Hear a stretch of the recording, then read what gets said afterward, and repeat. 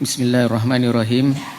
Saya Jamil bin Hamzah, setelah dipilih menjadi ahli Dewan Undangan Negeri Sabah, adalah dengan sesungguhnya mengangkat sumpah bahawa saya akan menunaikan kewajipan-kewajipan saya sebagai demikian dengan jujur dengan segala daya upaya saya, bahawa saya akan menumpahkan taat setia yang sebenar kepada negeri Sabah dan kepada Persekutuan Malaysia, dan bahawa saya akan memelihara, melindungi dan mempertahankan Perlembagaan Persekutuan Malaysia dan Perlembagaan Negeri Sabah.